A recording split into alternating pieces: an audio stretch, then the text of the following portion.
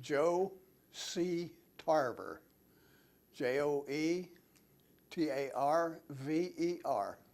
What is your birthday? October the 23rd, 1928, Where were you born? Crosscut, Texas. Tell me about your whole family when you were growing up. Your parents, your siblings, anything you want to mention? Well, my father was a World War I veteran. I was the oldest child, and then I had three sisters. The youngest one was 14 years younger than I, and we lived in Texas all our life. But we were I was born in Crosscut, Texas.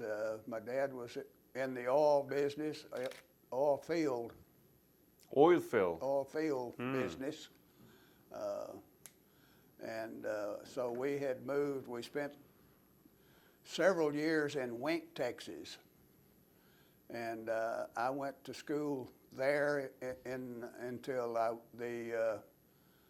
I guess it was the junior year, and my dad moved to Bowie, Texas, up north of Fort Worth. And I graduated from school in Bowie High School in 1946. 1946? What high school, could you spell it? Bowie. And what did you do after the graduation? I went to North Texas State Teachers College in Denton, Texas for 2 years. In 1948, I was a sophomore there in Denton, but they began to register for the draft again that year, so I did that. But I went with a number of people from the North Texas State College down to Grand Prairie, Texas, to the Naval Air Station and joined the United States Naval Reserve. That is 1948. 1948. During that summer, I went to work for Consolidated Vultee, which was putting together the B-36 aircraft in Fort Worth, Texas. And then, when did you actually leave for Korea? Well, I had worked a couple of years, like at the aircraft deal, and then I worked as in the wholesale grocer business, and then I got a telegram in July of 1950 to report to NAS Dallas. And I discovered that I was in the VA 702 squadron, and we were going to San Diego pretty quickly. That was about 3 weeks after the conflict started in Korea. That's right. So what did you do in San Diego? Well, when we got there, we didn't have anything, so we got everything that it took for a squadron to be ready to go to Korea. My particular job was what we called a plane captain, which meant that when the plane was on the ground, I took care of it. What do you mean by taking care of it? Did you repair it, or Well, did you I just stayed with it. And do what? Well, when they'd come in, I'd clean the windshield and put oil and gas and whatever needed to be done. If there's needed anything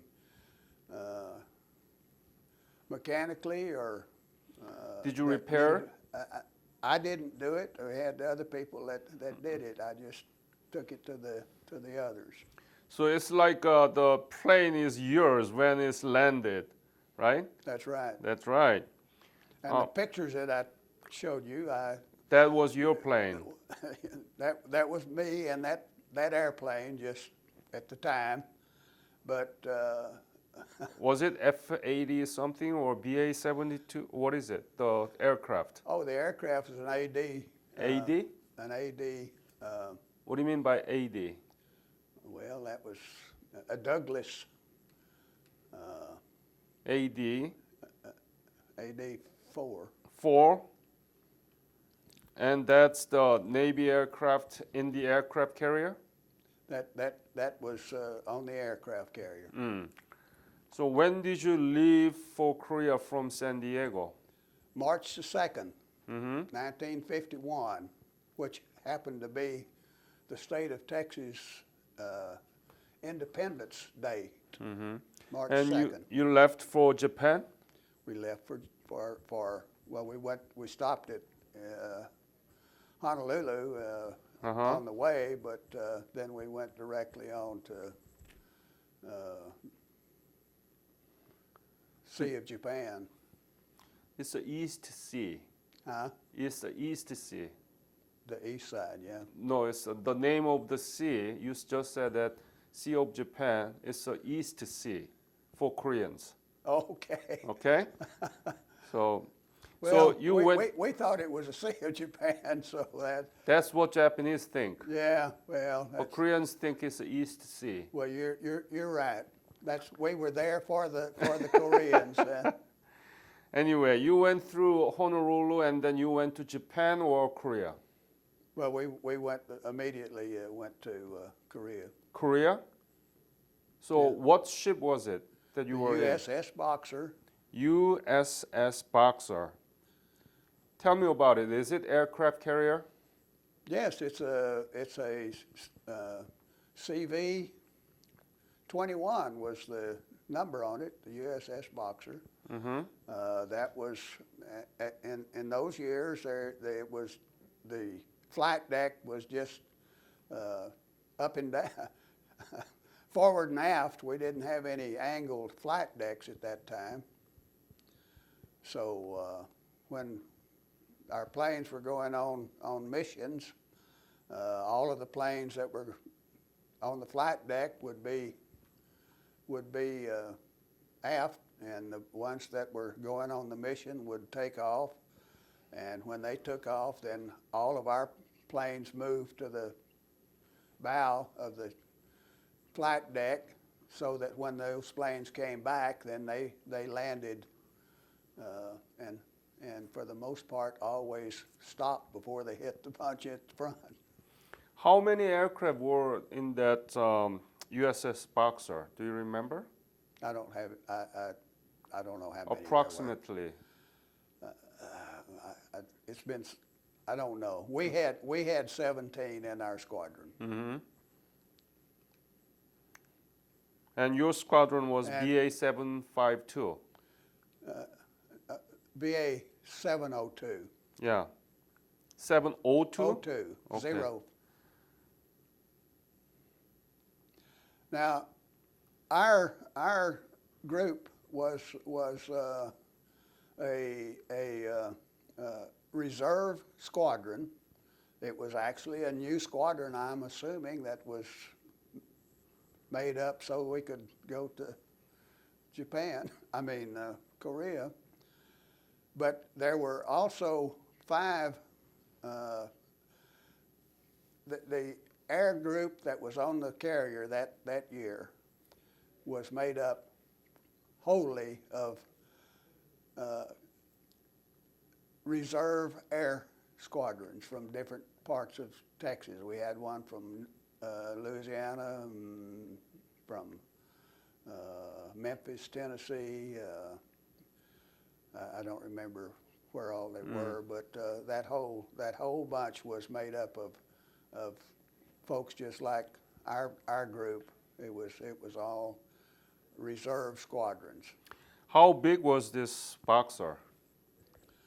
Well, it was 880 feet long.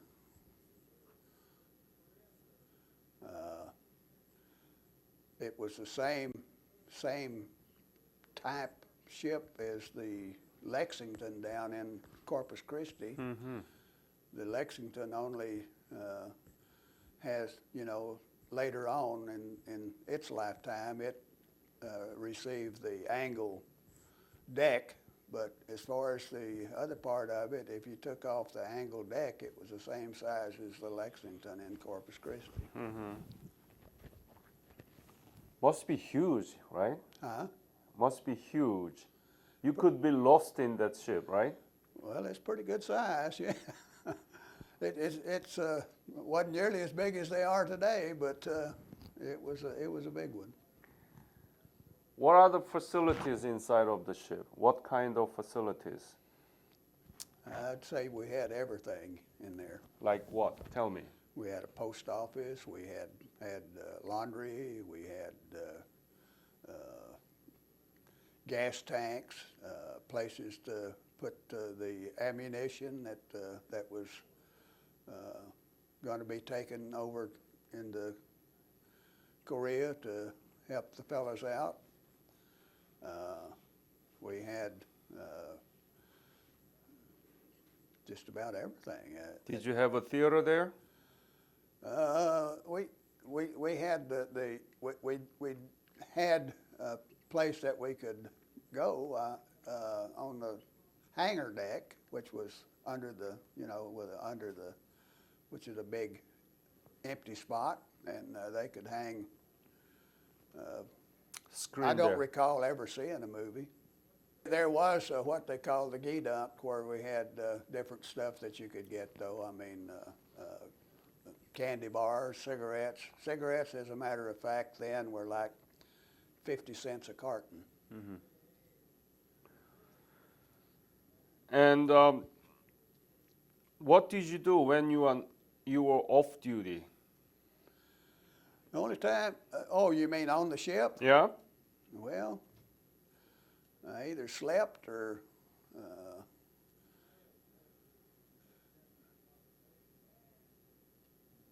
Do nothing? Actually, I guess we slept. And they about every fourth day, we had to resupply things, the gas and the artillery. I mean, the things that the plane was going to carry over and drop on South Korea or North Korea, wherever they needed to do it. Mm-hmm. Had it been attacked by the enemy airplane? We were not touched. There was in that group there were 3 aircraft carriers. We were one of them.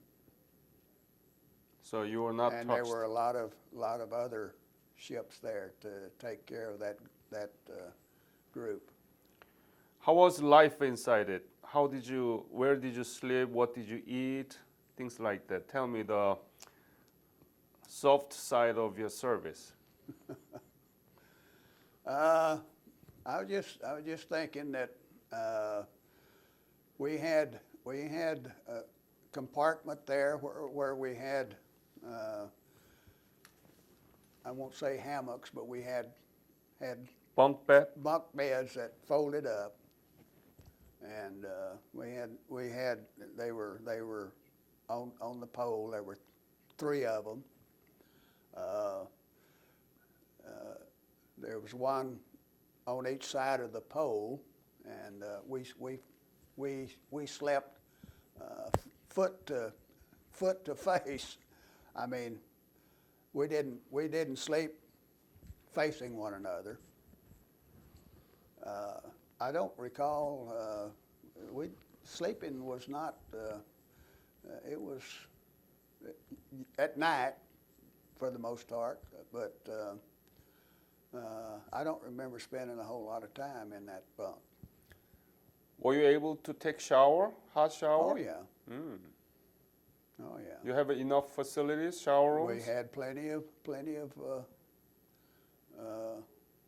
water and plenty of food. I'd say we ate well. Good to be in the Navy. We were blessed to be there Right. because we knew what was going on the land, and we were trying to help the folks that needed help.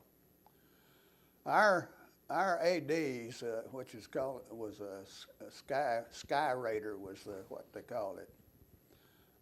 It was larger than the fighter planes, and it would take off from the deck with a bomb load the same as a B-17. Had one pilot.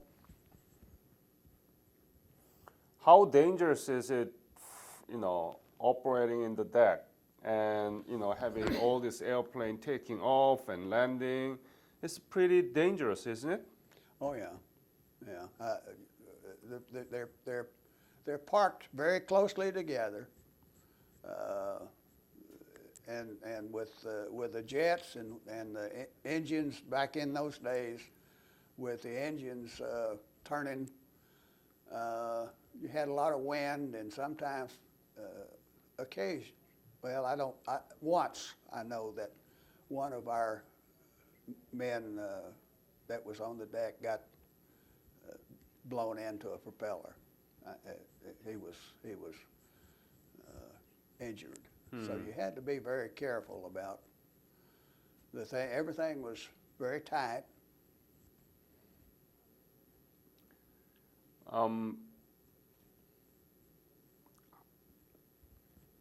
Did this aircraft carrier fired cannons and artillery toward the land? No, No. no. We had practice in case we were planes came in. We had some practice on firing for a thing that they pull to shoot at. But with that, we never had anything that seemed to be. Well, there's so many airplanes there that another airplane would have to have a whole lot of help, and it just didn't happen. And I'm not sure. We were probably sometimes 50 or 100 miles maybe from the shore. Just How much were you paid? to tell you the truth, I do not remember. You don't need any money inside of the aircraft carrier, right? Well, we got paid. I mean, we were paid. We when we went to Japan, we went into Yokosuka about every six weeks because for some maintenance and everything, and we'd be there for a couple of weeks, and then go back for. Anyway, just took the ship, the carriers took turn. Yep. And You have to replenish all the supplies. yeah, and a lot of things you needed to be done on the shore that couldn't be done. So when did you return to the United States? It was in October in 1951. Mm-hmm. When we were called in from the Naval Reserve, I had already had 2 years, and so they extended my contract with them for some time. But I was just in that. I made the one trip to Korea, and then I was well, not discharged, but released at the end of 2 years. So That was my time on active duty. You were not in the land, but you knew that Korea was completely destroyed by the time that you left. And now Korea is one of the most prospering country in Asia, in the world too, actually. It's the 13th largest economy in the world. What do you think about this, your service during the Korean War, for the Korean War, and the Korea now? I think that you're the the South Korea anyway is probably the only place that Americans have gone that they were actually. You all have been very, very good to the veterans. I mean, How do you know? I know because I've went to one of our some of our reunions and people would be there. We had in 2003, which was like what 50. I think that was the year of the 50th anniversary. But the squadron that was called in, VA 702, after a couple of years, it was no longer a reserve squadron, but it was made a regular squadron, and it was changed to VA 145. But the folks who served in those squadrons over the years, we had a reunion at Grand Prairie that year, and the folks, the Korean neighborhood in that area, they came and they were great. I mean, they were very. And there was a guy from Atlanta who was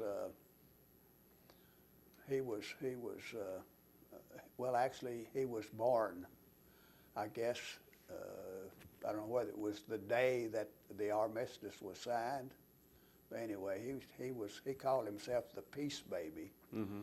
But he came and visited with us that year, and well, it's very nice. We have the squadron has a memorial thing in the Dallas-Fort Worth National Cemetery.